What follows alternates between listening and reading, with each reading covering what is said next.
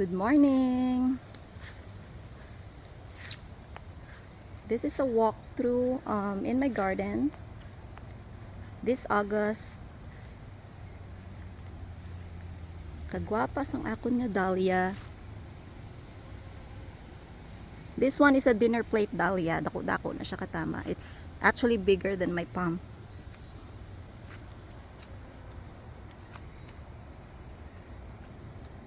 Kapila ko na ni siya gin-harvest. I cut it many times. I also have zinnias over here. They have different varieties. They have the salmon color. They also may mga green, may yellow, may single, may double petals. Ang zinnias, they are tropical plant. So definitely matubo siya sa Pilipinas. And then but here it doesn't come back every year. It's an annual. And this little guy here is enjoying the pollen. And this is also dahlia. This one is perfect for cutting if you use it as a bouquet flower. Pero kung naga-open ng center niya, naga-yellow na, then dasig na siya malaya if you cut it. On this side, I have paniculata hydrangeas.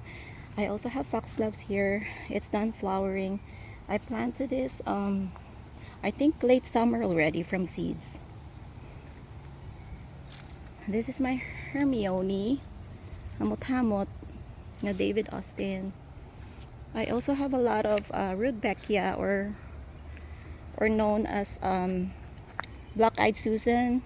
They're self-seeding, so that's why dasig siya magdamo.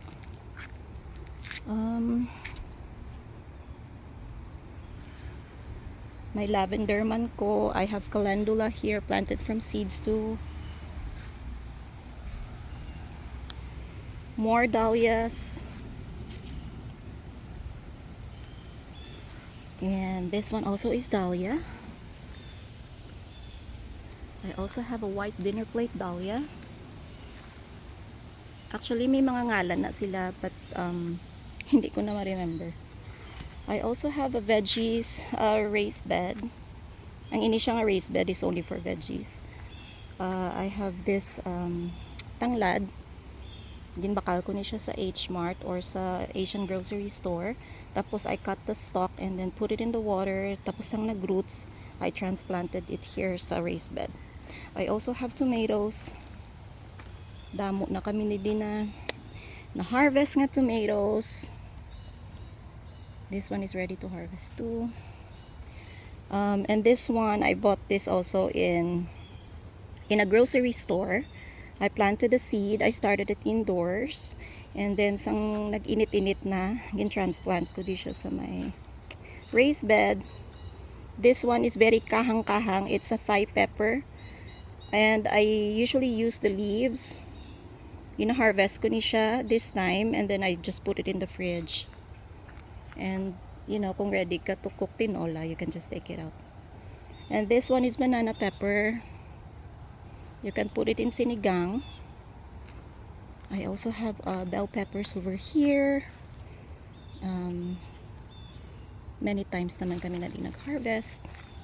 I also have talong. Pag nagamo na ni aga, hulat-hulat lang ko, medyo magdako-dako. Pero kung magdako na siya, then i-harvest ko na siya kay damo kami squirrels. So, pero ang iban gina-share man namon sa ila.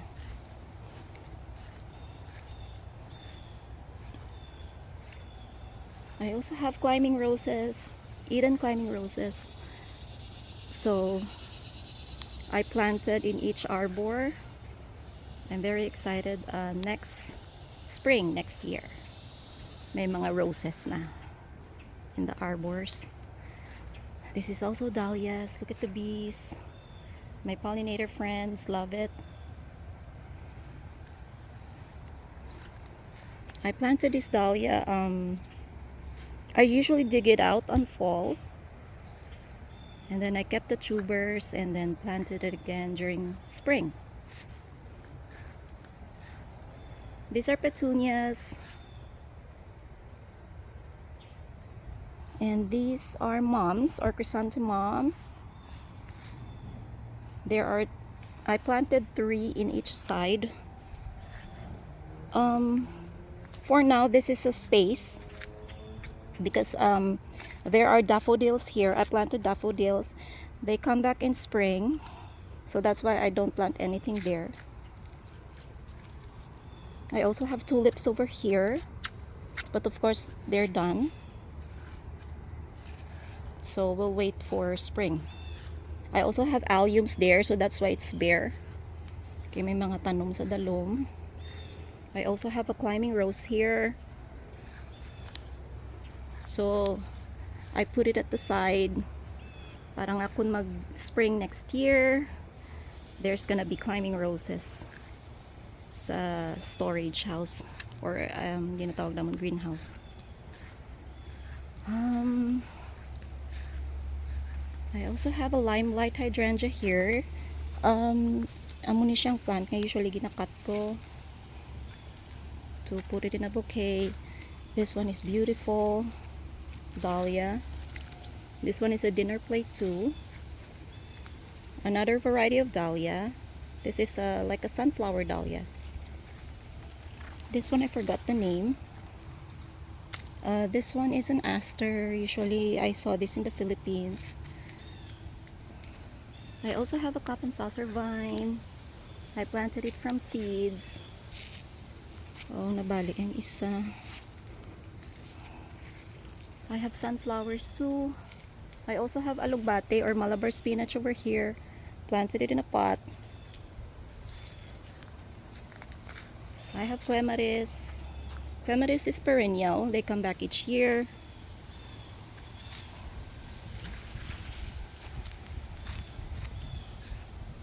I have Dave and Austin roses. Different, there are 4 varieties over here. I forgot the exact names. This is also zinnia.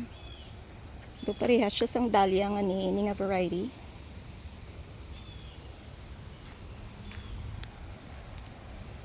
This is a limelight hydrangea. They're in full bloom. Very big. Another foxgloves here. Started it from seeds. Ang liatris, my liatris is done flowering. It's gonna come back next year again. I'm gonna trim it in the fall. More hydrangeas. My lilies. Tapos ang sila bulak, they usually come back I think mga June.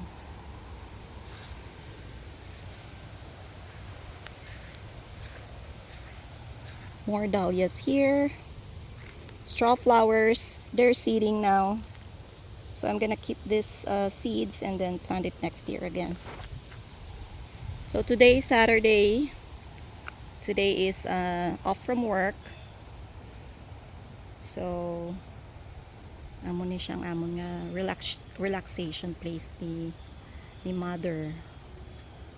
These are all dahlias. I also have marigolds.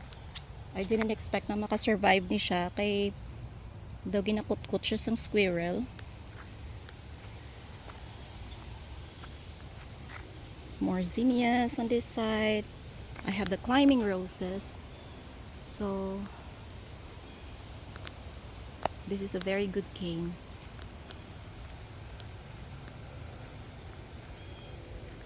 This is dahlia also. More Rebecca there. I also have hibiscus or gumamela saton. This one is huge, bigger than my palm, just like the dinner plate dahlia.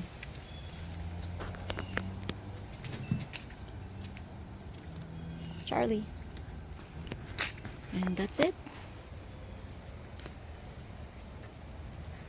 Again, happy weekend, friends. Thank you for watching. Bye.